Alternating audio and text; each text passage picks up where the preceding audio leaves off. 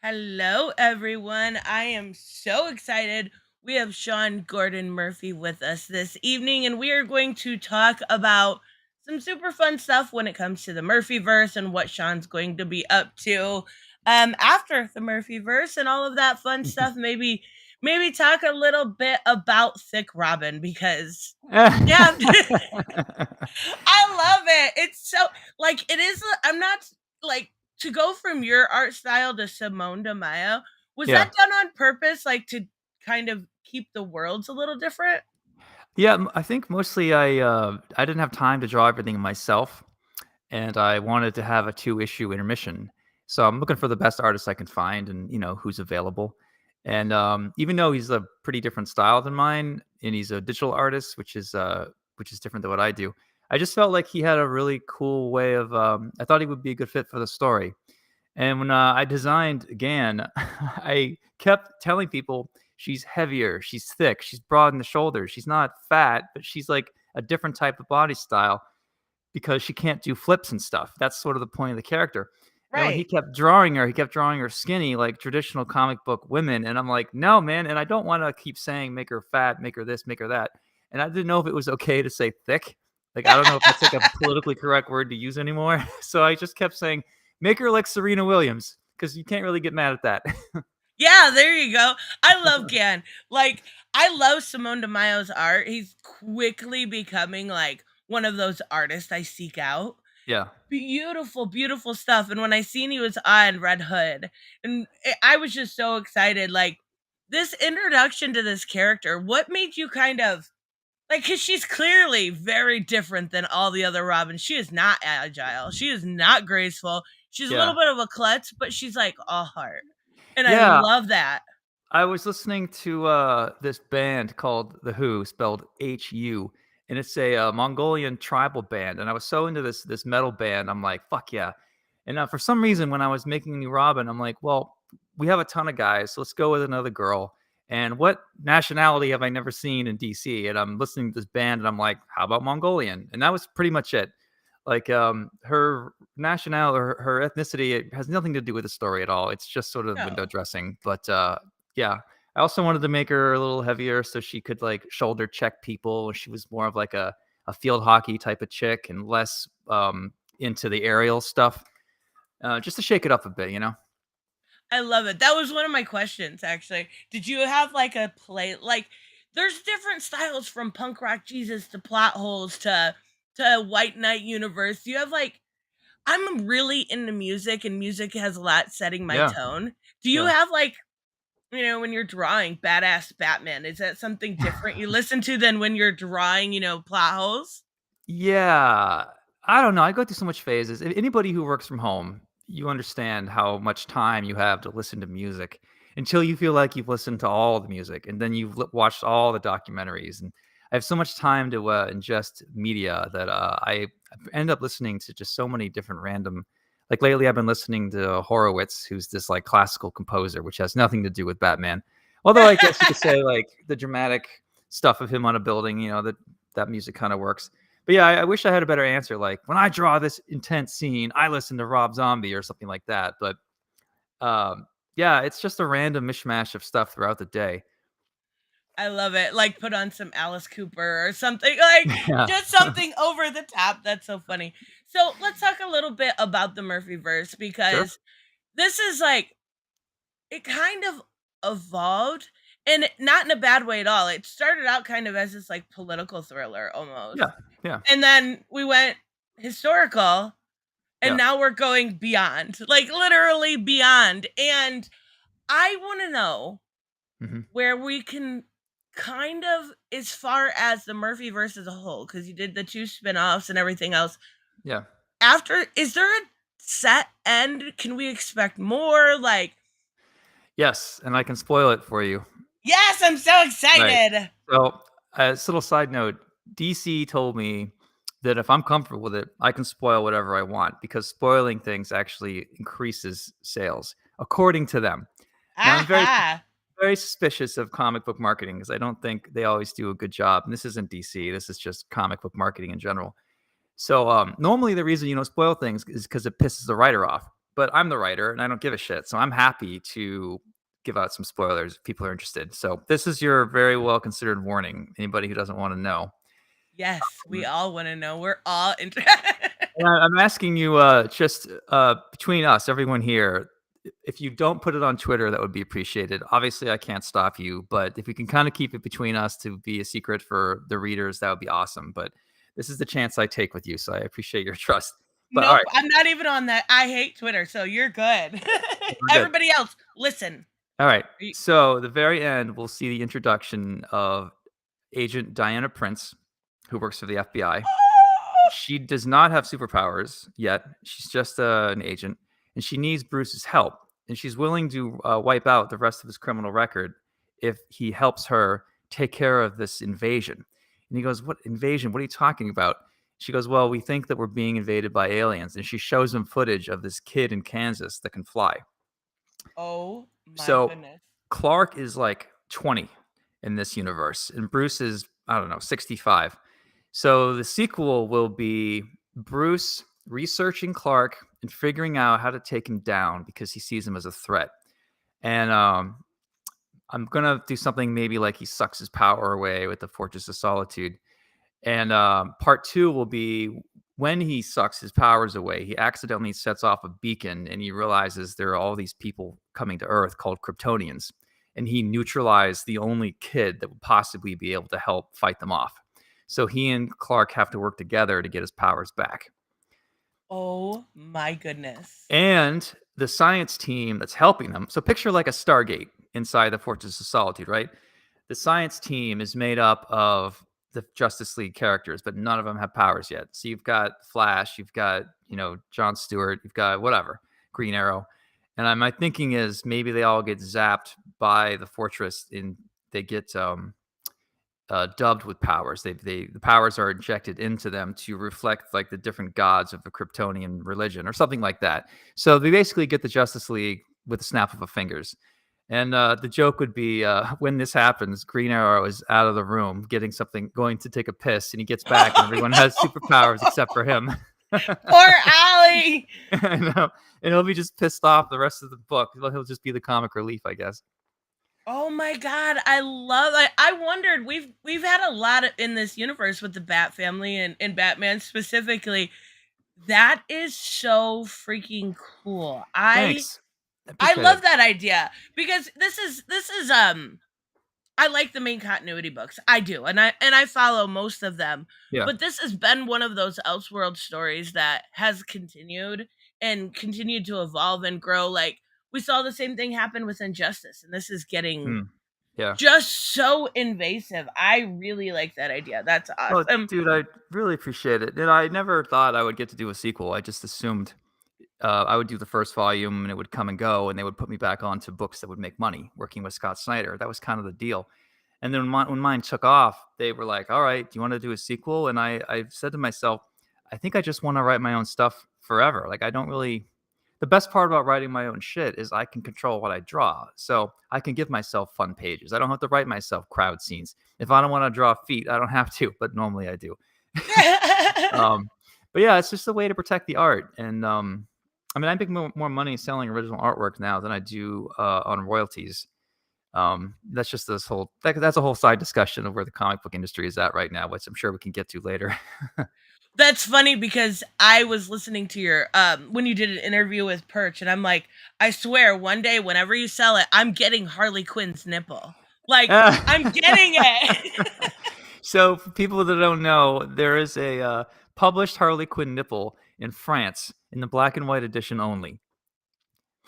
And I have the only page of a DC produced topless Harley Quinn page. And to be fair, Jack Napier is naked too. You don't see any dong or anything like that, but you can see his butt crack and all that. And there was this love scene that I did, and this is back when Black Label was supposed to be adult for HBO. And then Lee Bermejo fucked it up for all of us by showing Batman's dick, and now I had to like then I had to edit the pages. Oh my, yeah, that was such a big deal. Like Yeah, Batawang became a whole big deal, and I have yeah, Batman Damn #1. That is my bragging right because it got nice. edited and I had it. I was Yeah, Yeah, it's really just about having, something special like that, and I'm getting Harley's nipple. I swear. yeah. So the rule is in with my French publisher, it's called Urban. They're allowed to publish whatever DC has already published of my stuff. They can't do any sketches or any back matter that DC has not published already. And when they got the files for that page, they did a black and white only book. They got the wrong file, and it was the nipple file, and no one caught it. And it's just out there right now, like in France, black and white. You can get it now. I'm probably doing a really, I'm probably over publicizing it because it's really not that big of a deal. It's not like there's this like splashy spread of her sexy all naked. I wish I had done that in hindsight because that page would be worth a lot more. It's just like a couple of lines that sort of look like a nipple. It's not even that great of a drawing, but technically speaking, there is a nude Harley nipple out there. I love it. I love what your wife did with Harley too.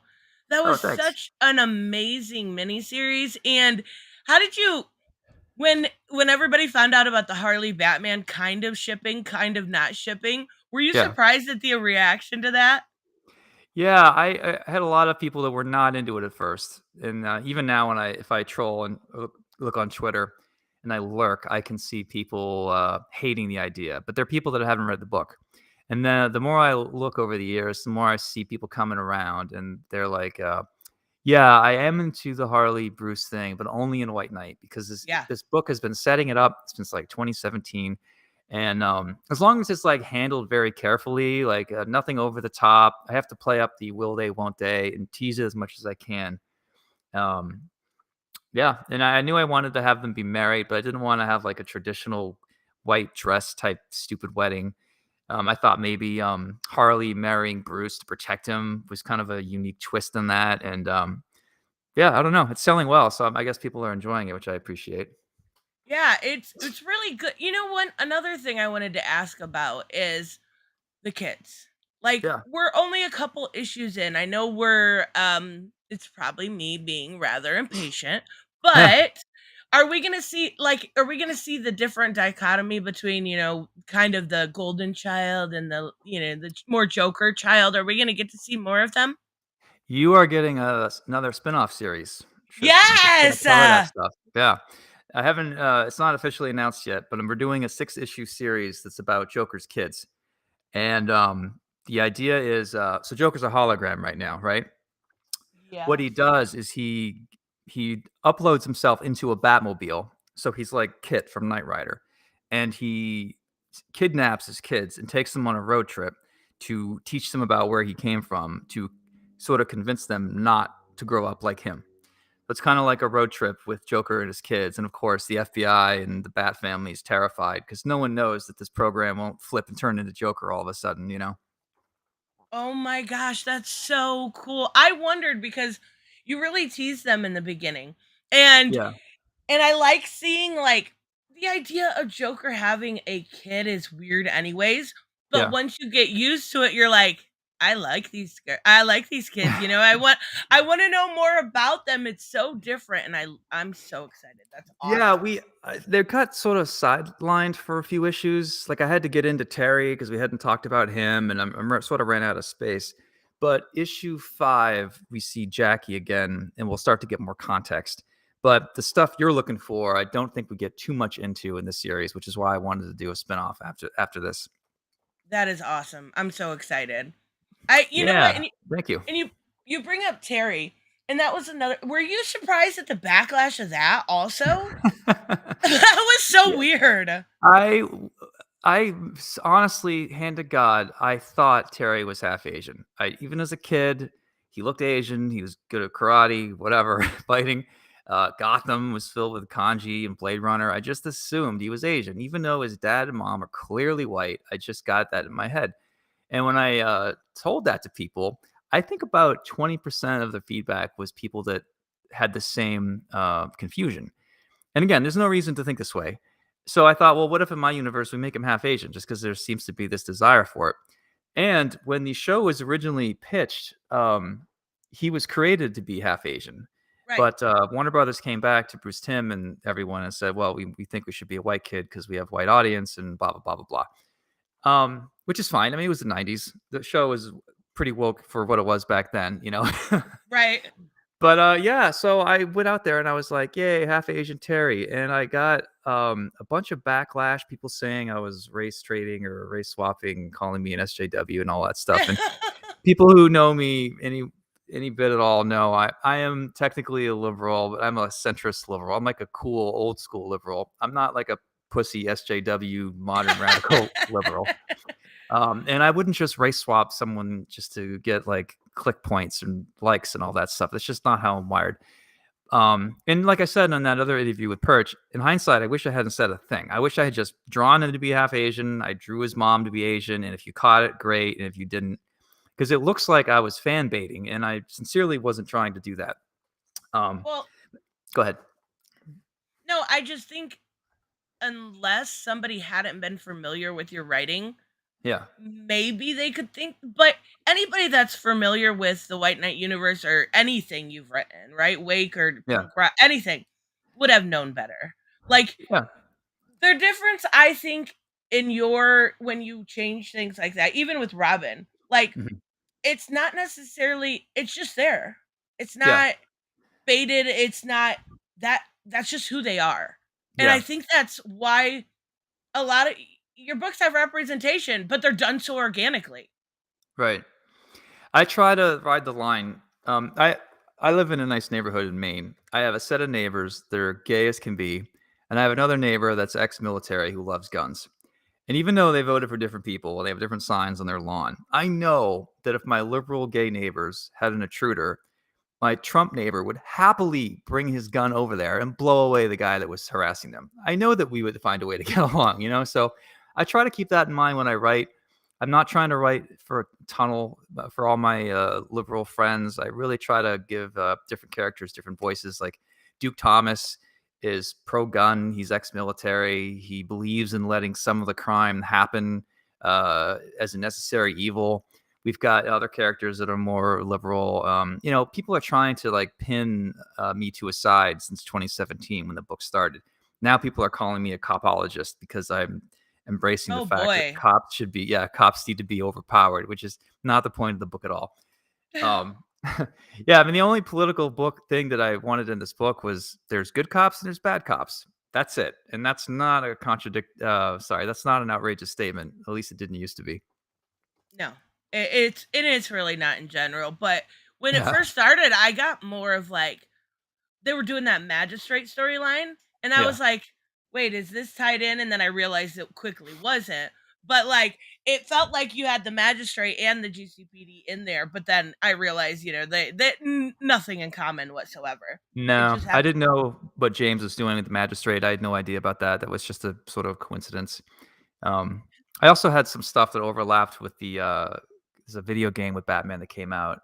The Joker was in his Batmobile. I can't remember the name of the game, but people thought I had swiped that too. And it's like, guys, I did this 8 months ago, and I didn't know about that game, just like you didn't. I mean, people are trying to connect the dots, but sometimes there's Right. just nothing there, you know? Yeah. Yeah. Yeah. Yeah. And I think naturally, kind of as fans, we try to connect dots anyway. Yeah, And it's just sure. something like even like it came out when that other Batman Beyond title did, and I'm like, okay, I'm gonna read both. You know what I mean? Yeah, Like yeah, they didn't time that very well at all. Do they like yeah. not to be too nosy, but was that done on purpose? Was that an accident? Like, were they not thinking? Say that again. Sorry, I missed the question. No, no, no. I just said like not to be too nosy, but why did they start two Batman Beyond series right Oh, almost yeah. simultaneously? Yeah. I don't know, because someone wasn't paying attention. Yeah, Because, quiet quitting, who knows? I flipped out when I saw the numbers. I actually a month and a half went by, and I had to ask them for the numbers because 'cause I'm just curious if I'm performing or not. I have, like, 20 people that rely on me. If my books don't sell, people start losing salaries. It's not right. it's pretty black and white. And, I got the numbers, and they were, like, cut in half of what they should be. And I was like, when were you guys going to call a meeting? What the hell did we do wrong? I mean, was it stores didn't know what this was? They weren't aware that this was like a big event. And it's not my job to do the marketing and do the publicity and PR and all that stuff. It's someone else's job. But I had to stop what I was doing, call a meeting, get upset, and start cracking heads together to figure out how to fix this. And, to their credit, they came up with a good strategy. And I never really got a good explanation of why it went wrong, but we did get the numbers back up. We started doing variant covers, which I hate to do, but that's just the game the Right. industry is playing right now. And the sales in the industry in general are not as high as they were, 3 years ago, which is understandable. But yeah, I don't know why. Like next time I do a book, I'm gonna ask them, all right, I'm gonna do a book with Superman. Are there any other World's Finest coming out that month? Because if there is, either move that book or move my book. Like clear the runway. Let's do one at a time. And I don't know why people don't catch that shit. It's just the left hand not talking to the right or something. Yeah, yeah, that's probably exactly what it is. You mentioned earlier about the black and white one in France. Hmm. You do those little black and whites at the end of each one, kind of the preview for the next. Oh Would they yeah. ever consider doing something like, because your artwork is so beautiful? I love the coloring. I'm not taking away from the colorist at Oh all. yeah. No. No. No. No. But would they I ever consider releasing that? I keep pushing them and they keep saying no. Um, I'll even tell them that, Punk Rock Jesus is published. Most of the sales of that book are in France. When my books come out in France, like the Batman stuff, the publisher is allowed to take the color out and sell it, just like they did with the Harley Nipple stuff. So half of my Batman sales are uncolored books. So I can't help but think that DC is leaving money on the table here in the Oh U.S. yeah. And I know I'm trying to tell them like, listen, it won't work with everybody. It'll work with me, Daniel Warren Johnson, Paul Pope. Like, there's a handful of artists that you can get away with this from, but generally, you're going to need color with most people. But there are exceptions, and they just don't want to take a chance. Even with the Batman noir stuff that they're doing, I haven't really looked into that, but I keep trying to push. I think one day I'll get them to make it happen. But already so many things I'm trying to do right now, including Right. fix my sales. Yeah, I feel like I am rowing the boat as hard as I can, and people in the DC office are dragging their hands and paddling backwards against me, and it's just there's only so much I can do before I throw my hands up, you know? And that's got to be frustrating. I didn't I, like in your perch video, you could tell you were a little frustrated. Um you said maybe about give it 6 months and you'll find out what you're doing as far as your work with DC.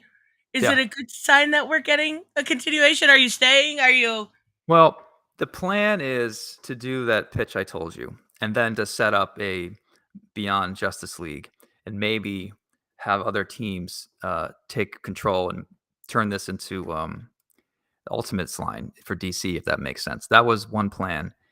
But what makes me lose faith is, um, my poor editor who's underpaid and overworked and not paid very well, marketing dropping the ball.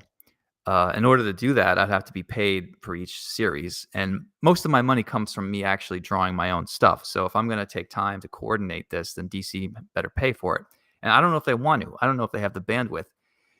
And I know that we're still post COVID and supply chains and sales are down and blah blah blah. But I don't know. It's not as fun working on Batman when people in the office drop the ball in very basic ways. And I'm not throwing everybody under the bus because my editor and assistant editor are really great, and PR guy is awesome. But if I'm being honest, it's a little bit less fun when you hand off the book you've been busting your ass over for 8 months, and they forget to tell you that there's another Beyond book coming out at the same time, or to like do more promotion, or they fail to even get you any kind of decent marketing outside of comic book resources, which is bullshit right, that I can get by myself. Kidding me? right. Like, DC used to have a contact at USA Today and Wired Magazine. Like, what happened to that shit? You know what I mean?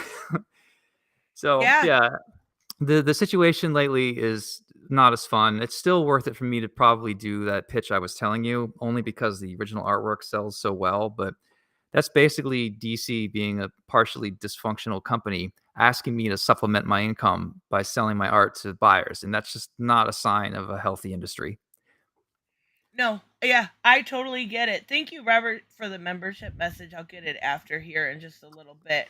Um, but yeah, I can't imagine. It's you put so much into your work and what you do for a living. It's gotta get to a point where you're like, come on, guys, stop. Yeah. Just treat your people well. That's all we're Yeah. asking. Yeah, I mean, I got into comics. I knew that they didn't wanna pay a lot. I knew that they didn't give raises very well. I knew that the editorial team, most of them don't even have English degrees or business degrees. I knew people at conventions smelled funny. I knew nerds would nerd. I knew trolls would troll. Like, there's a certain I'm not expecting the industry to be like the Land of Oz, but at the very least, I thought that you could give them a good book and they would know what to do with it. And now that seems to be a little bit broken too. So that's why my heart is breaking. Yeah. So yeah, like I said in an interview, like I do want to do more Batman, but if if DC doesn't fix itself or the industry doesn't get better in the next, 6 to 12 months, I might just keep doing my own Kickstarters and whatnot. Like I don't need the extra gray hair from dealing with trying to tell people how to do their jobs. Yeah, absolutely. Robert wanted to know, he said you got the fact that you have so much creative freedom on this. Did you ever imagine being able to call the shots and have so much freedom with these characters? No. No. I was killing characters without even asking permission. I would just had I forget who I murdered. I murdered a lot of villains, and because the pages were drawn already, and because the editor at the time didn't read the script closely enough, it was too late. So I'm like, all right, well, I don't have to kill that character if you want to pay me to draw a new page, and they're not going to do that. And because there's really nothing else connected to my universe, no one really gave a shit. So it's kind of a good thing to be off the Yeah. radar like I am.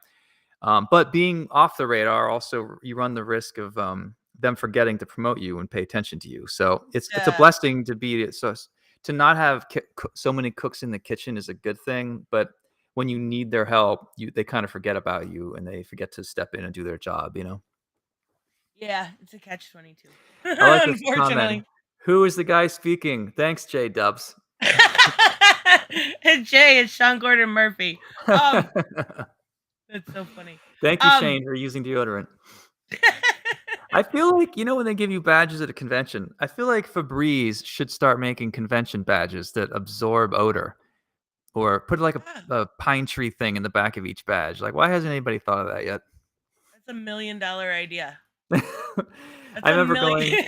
going, so I used to think the reason conventions smell is because there's a bunch of 98.6 degrees mammals inside of a big building. It's not comic book people's fault. It's just a bunch of humans, right? So then I went to the car show in the Javits Center, which is the same convention center you have comic book people in. And there was a ton of people at the car show, and it smelled a lot better than comic book people. I'm sorry. No. It's not a bunch of humans. It is us. Oh, we're all stinky nerds. I Sorry, mean, guys. not me and Tristan and everyone here. Obviously, we're all cool, but Exactly. everybody else, It's everybody the out there. other people. That's right. Yeah. Y- Um, when you did Catwoman, we got to talk about Catwoman with Blake Yeah. Northcott. Why was that only 2 issues? We have it. It was amazing. Yeah, Blake's a good friend of mine, and she was she was when I was getting people trying to cancel me, people tried to cancel her, and we sort of connected over like, what are these people's problems? Why can't they just leave us the fuck alone? That's how we became friends. So I met her at a show, and we got along great. And I said, "Well, come with me. I'll introduce you to my editors in DC, and if I can help anybody who I like get into comics, then I'm happy to do it." At the time, DC's looking for more diversity, more women. Blake's a woman, so hello. So I brought her in. I had her meet Ben Abernathy, the editor, and he happened to need a 2-issue fill-in series for Catwoman. So that's how that happened. So it was in between arcs. Yep, yep. But they didn't need anyone for more than a handful of issues. Whose idea was it to bring back Snowflame? Mine. I love I it. wanted my idea was to kill him at the very end because that's what I do with my villains is I murder them. And I thought, well, this guy hasn't been around since the 70s. He's a cocaine snorting super villain. I don't think anyone will be sad to see him go. And I think that the reason that issue got a bump was because there's a weird prospector market for sort of like aged villains that you don't see anymore. So the Right. Snowflame thing hit pretty good, and I think we spiked the numbers. Blake did most of the work, obviously, so I'm giving her credit. But yeah, having Snowflame be like the '80s cocaine head was, definitely a lot of fun to see. Yeah, that was and I like Blake a lot too. I think she's working, if I remember correctly, for heavy metal now. So that's Yeah. freaking awesome. Yeah, she is. She's doing their publicity. She's got some channel where she is like host and stuff. So yeah, she seems to be doing really That's well. cool. That's cool. She's awesome. I like her a lot. Yeah, she's good people. So plot holes. Yeah. uh, where'd you get your idea for plot holes from? I had it's called a kitchen sink idea where you sort of take a bunch of things you want to draw and dump it into the same book. And I really just wanted to do a bunch of different genres. And I thought, what about a team of heroes that were not real and they were just fictional inside um like a like Amazon digital distribution center or whatever, right? So they could jump from book to book and help affect the plots, just like that show from the '80s, Quantum Leap. Um, yeah, and it was so different than Batman, and I think, yeah, I don't know. I'm super proud of it, but I think people are still getting used to reading my stuff, and they're not sure what type of writer I am because it's just such a different type of genre than what I do on Batman. I think Batman is probably a tighter book, writing wise. I think Plot Holes was more experimental and more of a journal entry at certain points. Like the main character is this like underpowered comic book artist who suffers from all the insecurities that comic book artists do when you watch them on Twitter. And it was kind of a fun way to like poke at my own liberal friends in the industry while also having a lot of fun and drawing some cool shit. It was. Are you gonna do any more crowdfunded things? Because I know you had a little bit of a issue with that one. Towards Yeah, the end of it. yeah, yeah. So after Batman's finished, I'm going to do a Zorro book. Oh, I got the rights. Well, I licensed the rights to Zorro, um, and we're going to be using Kickstarter or Indiegogo, either one. I don't really care. Um, for a 4-issue series, it's going to be like a modern day take on Zorro. So it's Zorro meets Narcos. But the guy that's Zorro is this 25-year-old kid who is crazy and he doesn't know what year it is. And he's so in love with Zorro that he thinks it's actually like the 1800s. And he puts on the Zorro costume, starts kicking ass and murdering drug dealers. And what starts out as a joke in this village in Mexico turns into a serious problem because this kid is really fucking good at it too. So it's kind of a way to get like classic Zorro in with this like sort of Don Quixote dementia thing going on, but also with some serious Narcos stuff in there too. And the whole thing is told through the eyes of his sister, who's like a driver for the Narcos, and she basically inspires her to turn on the drug dealers so they can save the village. That type of thing. ooh, I So like it. It's very modern compared to a classic Zorro. yeah, yeah, that was my take is, because this kid has dementia, he thinks I mean, he talks in the old, Disney style, very over the top, and you get that, like, D'Artagnan type of vibe from him, but you also get, like, a lot of serious, you know, Mexican crime stuff and drug lord whatnot in there too. So, yeah, I'm gonna kickstart that after. That'll be a about a 100-page book, so Oh look for wow. that in the spring or summer, and then, yeah, I might do another creator round after that. Like, honestly, I love doing Batman, but I'm also happy to do my own thing. Um, Right. and I don't, well, man, I had no idea that if you did Indiegogo, you were conservative. Like I was so not paying attention to any of that shit. It's um, so weird the lines that like depending on my likes or my dislikes, sometimes people label me and I'm like yeah, completely not on, on either side. I very yeah, much so like you, just classic liberal. But I can like say, "Ooh, I'm excited for the Little Mermaid." And people are yeah. like, "You SJW." I know. Are What? you excited? Okay. Are you excited for Little Mermaid?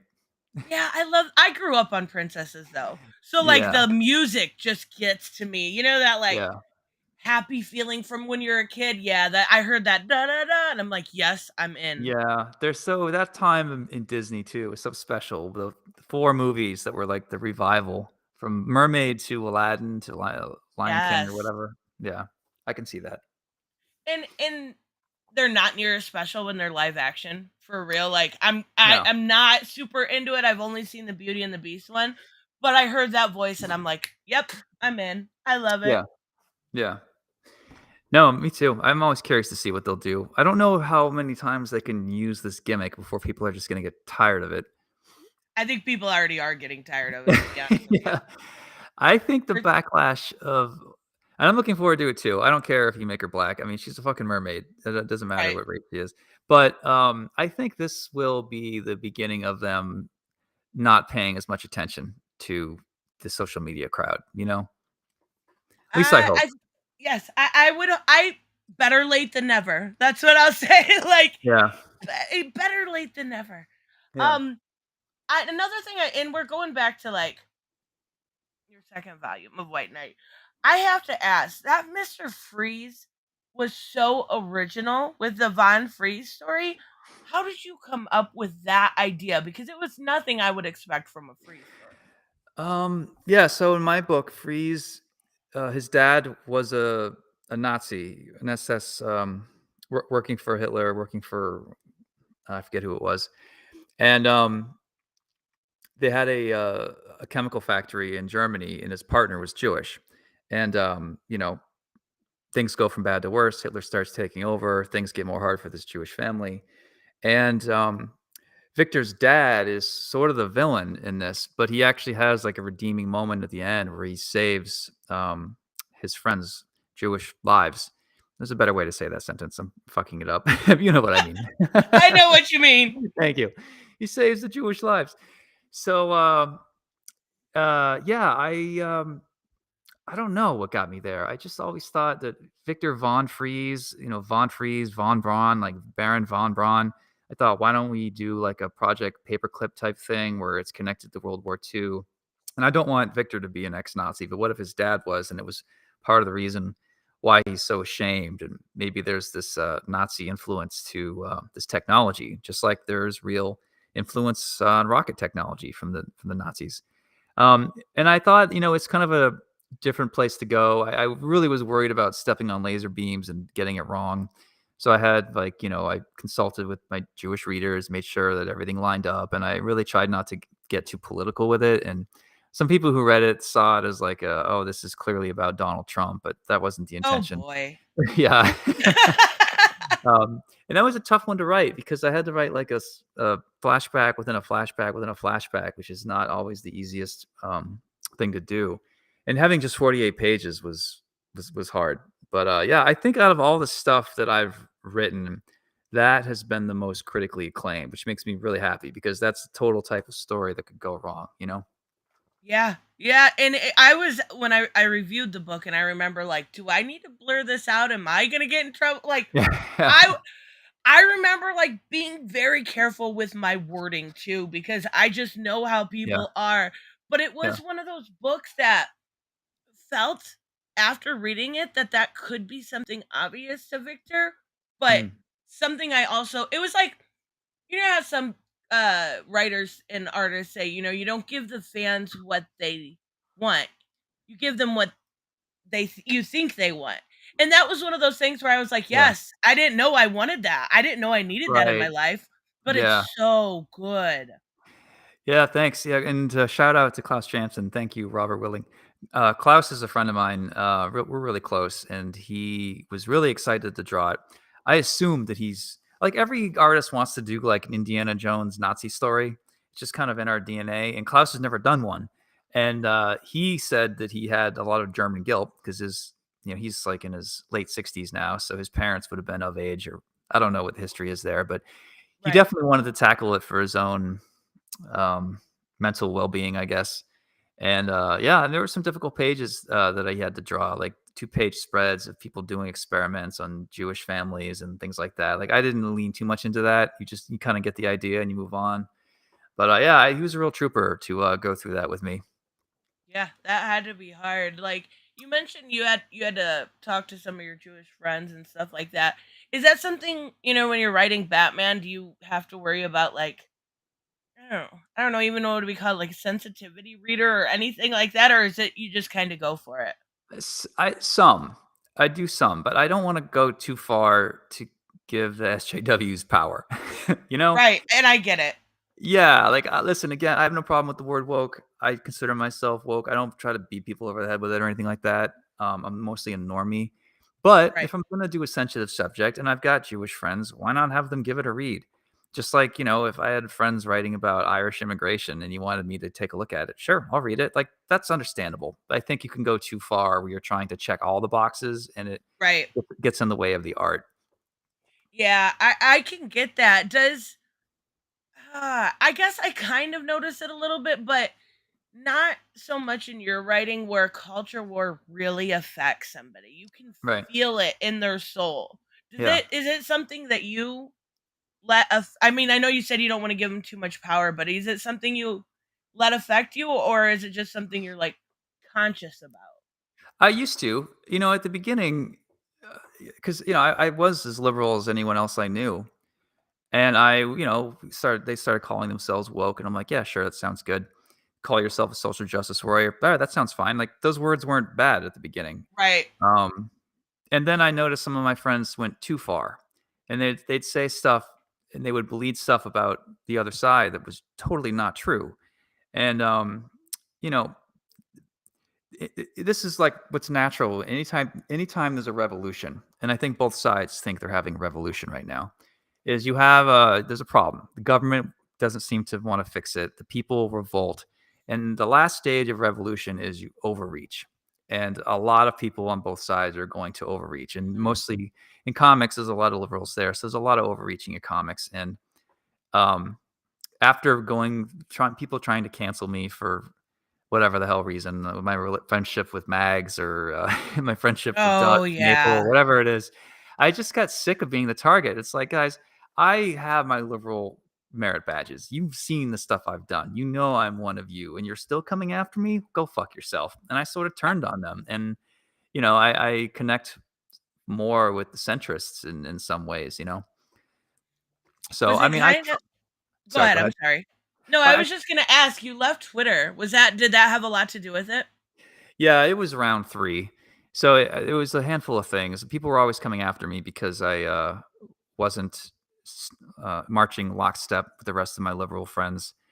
I mean, what am I gonna say about Trump that everyone else wasn't already saying? Right. I didn't yeah, I don't like him either, but I don't fucking like Hillary either. And then when the defund the police thing started and all cops are racist, it's like, just give me a fucking break, guys. Like, listen to Yeah. yourselves. You're embarrassing. You're making it easy for them to come after you.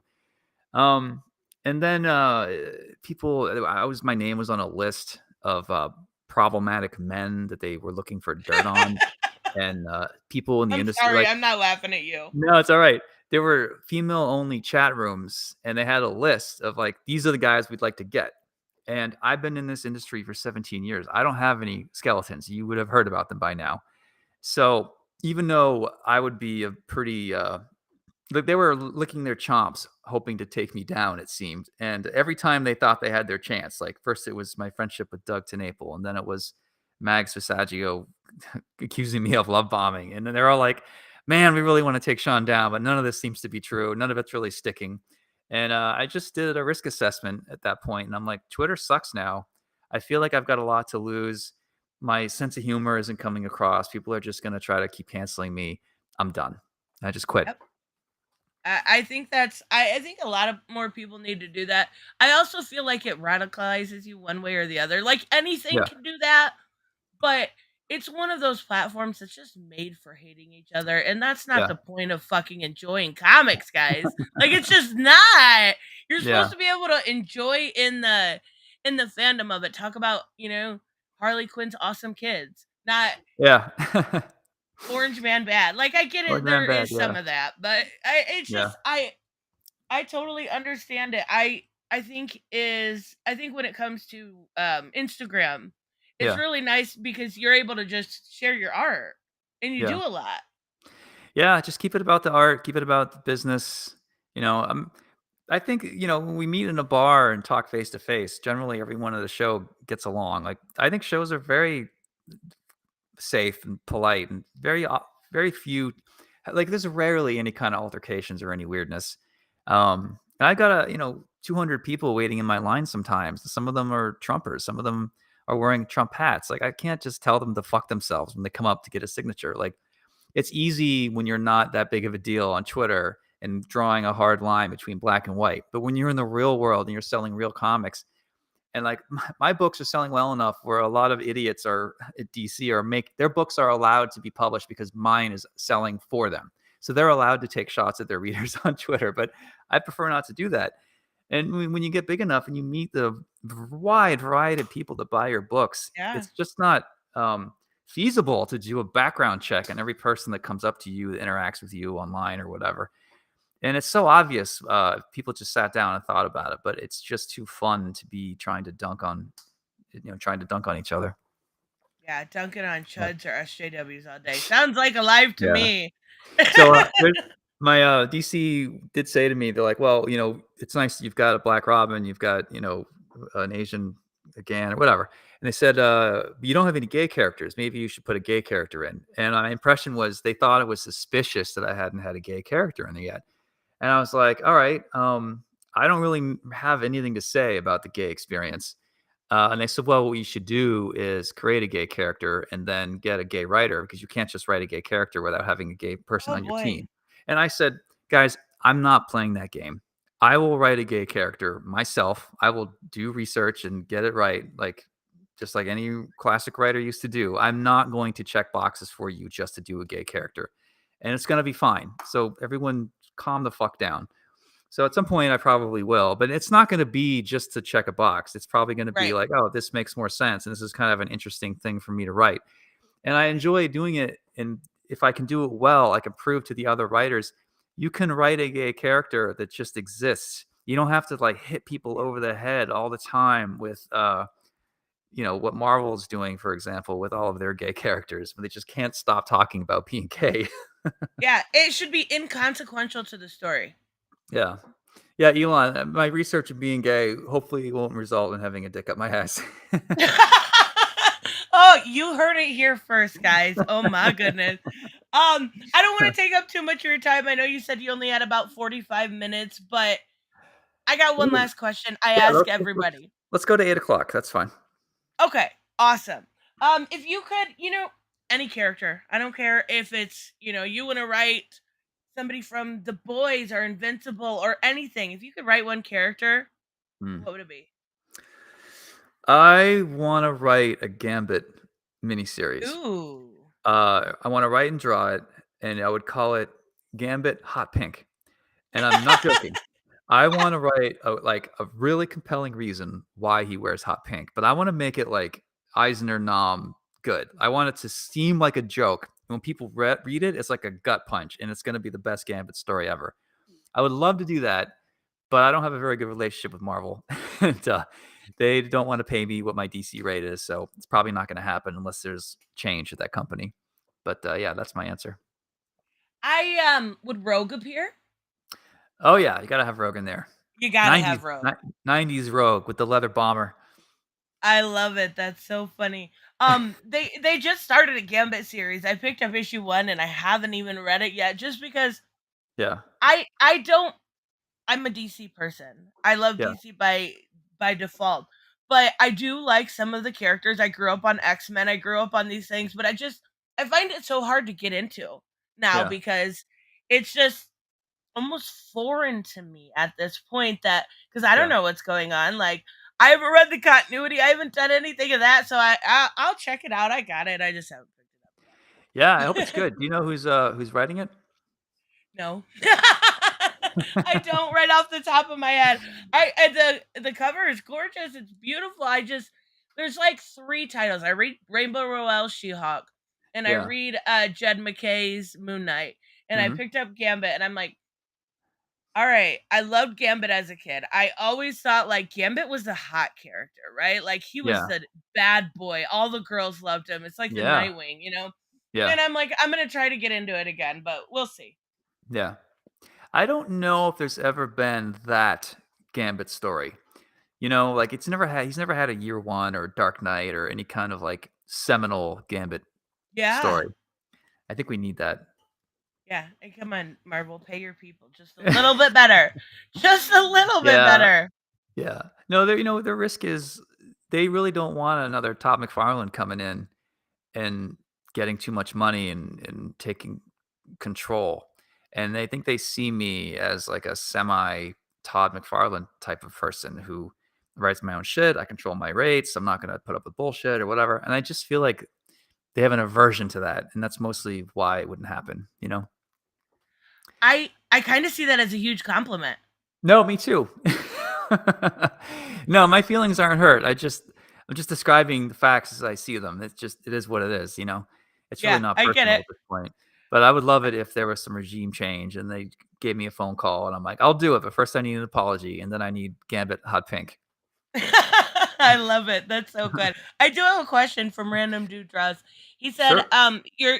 your art reminds him a lot of Batman the animated series at times. Who are the biggest artists Mm. had okay, well, I know what he means.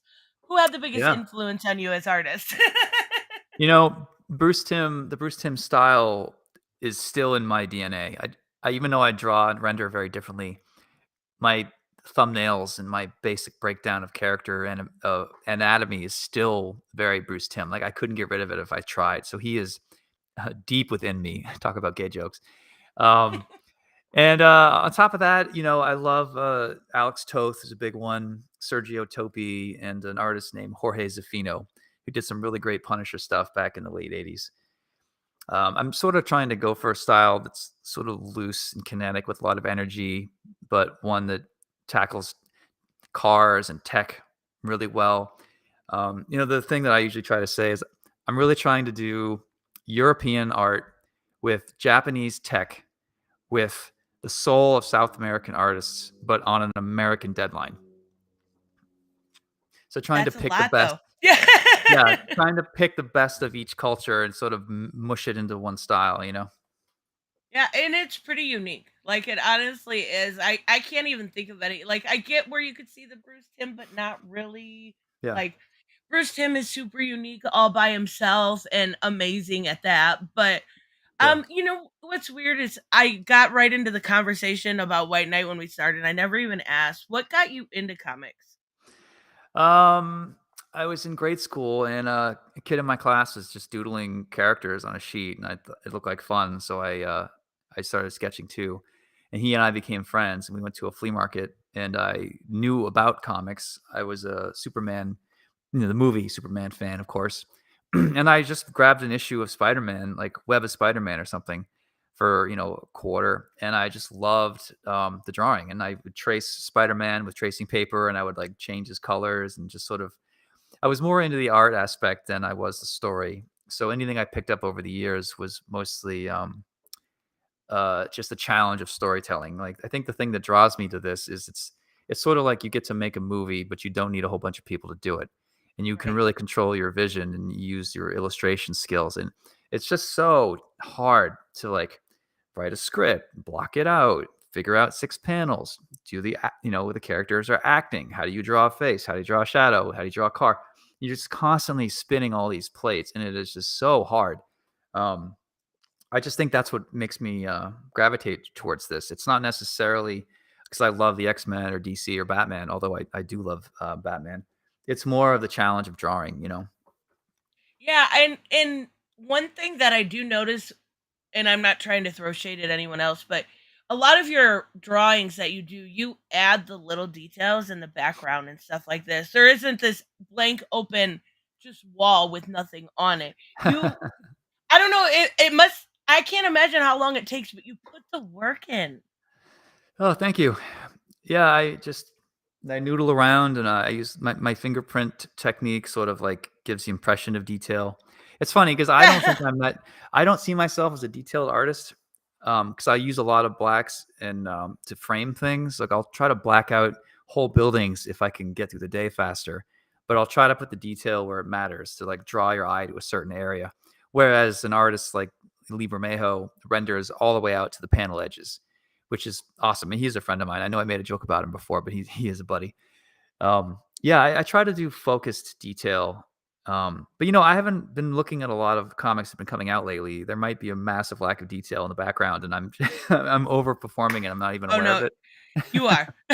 Okay, To I'm not mean to to be sound fair, arrogant. you are.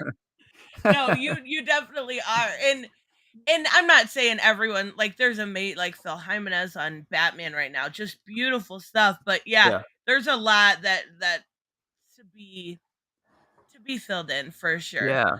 I think it's just because 'cause I'm looking at European artists, and that's where the bar is set, you know? Yeah. And, I don't think I'm working overtime, I think I'm just trying to keep up with my heroes. Yeah, that's fair. What was it like working like when you first started working like on the Wake with Scott or working with Grant Morrison? Like being you weren't new, but these were huge names at the time. What was that like for you? Grant was great. I had been in the industry for about 7 years, really struggling. Like, I made 3 grand one year, like, poverty line Oh income, my and I was goodness. about to yeah, I had a, like, application to Best Buy in my hand, and I was ready to quit, and, I got the book with Grant, and I read, his Arkham Asylum, of course, but I wasn't up to date on his newest stuff, but I knew he was a big name, and I was like, "Man, I've been trying to draw a house style my whole career." I did this Teen Titans, 48 pager that sort of went nowhere. I did Batman Scarecrow Year One, which didn't seem to get me attention. And I decided, like, I am done trying to draw a house style. I'm going to draw my own new, unique way. And doing a Vertigo book with Grant Morrison is like the perfect spotlight for me because he Right. writes kind of weird. There's a lot of really weird, kooky things in this book that I can sink my teeth into. Like, even if this book sucks, I want people to walk away loving the art. So that was like my make it or break it moment was with Grant Morrison trying to just like kick the ass out of that book. Um, and then from there, it was Hellblazer, and then I got on Scott Snyder's radar. This was before he was really big. He had just done Batman Black Mirror, and he was in talks Oh. to take over Batman. And it's funny, he was like, "Man, they want me to work with this artist named Greg Capullo. I don't know about this guy." I remember all those No. conversations. Yeah. Um, and, yeah, I knew and Scott was very sure of himself. He wasn't arrogant, but he did say, like, "DC has got me set up to do some big things. I'm gonna be a big deal. I'd like to take you along with me if we do some Batman or some Vertigo stuff." And I was like, "Sure, man. That sounds good." Like, you can write unique books. Like on a book like The Wake, the art is like a feature. Stuff like that fit me better than if you just throw me on some title and Gambit's the main event and not the artist. That's just not really what I'm about. So if I can take stories like Tokyo Ghost or Chrononauts and sort of books that feature me more than other titles, that's kind of the trick, you know? Yeah. I'm not gonna lie, I miss those vertical titles. Like that Yeah. was kind of like Black Label, but not really. It was kind Yeah. of almost like it's a real shame that they don't bring something like that back.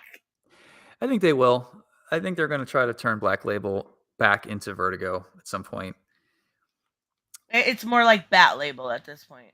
Yeah, I know. I know. There's so much Batman, and I'm adding to the problem. I'm part of the problem, which is why I'm trying to break it up by adding Superman and the other characters.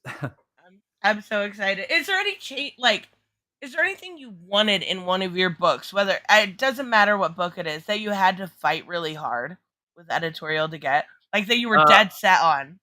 I wanted Harley to be pregnant, and they didn't want her pregnant. What? They Yeah, didn't want no. her pregnant? For a very woke company, I was shocked to get that note from them. Um, so in Curse of the White Knight, Harley's pregnant, and she gives birth halfway through, and Batman delivers Joker's kids, ironically. And both my editors, a man and a woman, both said, and they were both parents, said, "We don't think she should be pregnant. No one wants to see pregnant fat Harley. Let's just have it so she was pregnant in between volumes, and then the kids are already there." And I was like, isn't that kind of body shamey or pregnancy shamey? I don't even know the phrase for it, but like, I'm pretty sure that's offensive. So, yeah, I said, "Guys, I don't understand. I mean, this is so weird to get this note from 2 liberals, but, like, I mean, I think Harley should be pregnant. I'm gonna make her still look like Harley Quinn and all that." And, we've just never seen it. And, yeah, I just sort of put my foot down, and they got tired of fighting me on it, so I just did it. I love it. I'm so glad that's such a good one to fight for though. There was a guy that makes action figures, and he made a pregnant Harley action figure, and I wish I knew his name because 'cause I'd send you a link, but it's great. And talk about a figure that they'll never make. Oh my god, that's great. How could you Yeah. That's cool. That's got to be cool to see something you made come to in a little action figure. Oh, yeah. I mean, when Todd sends me new stuff, I'm always just so flattered, and I gotta pinch myself. go back to the days when I used to read Spawn as a kid and just drool over the artwork. And it still hasn't hit me yet, and I know him now and I've met him and we're friends and I still can't sort of wrap my head around it. That's amazing. That's so cool. All Yeah. right, guys, we are gonna wrap up. But Sean, thank you so much. This was like the highlight of my year. I'm not No, even kidding. Tristan, it's so great to chat. I'm sorry it took so long. I'm a big fan of the channel, a big fan of you and what you've been going through and all that. And I appreciate your sanity on YouTube. And your voice is sorely needed. So please don't stop. Oh, thank you so much, Sean. I appreciate that. And yes, make sure you guys check out his Beyond the White Knight at this point. Yep, issue And 5 will be coming out soon, which will continue the rest of the series. And then after that, it'll be Zorro. But that'll be months and months away. and check out the Gan. You guys have to see Gan. You will Yeah, love her. I super promise. thick. Who doesn't like a hot Asian in their Batman comics? Huh? Huh? Exactly. That's what I'm saying. Thank you so much, Sean. Bye, guys.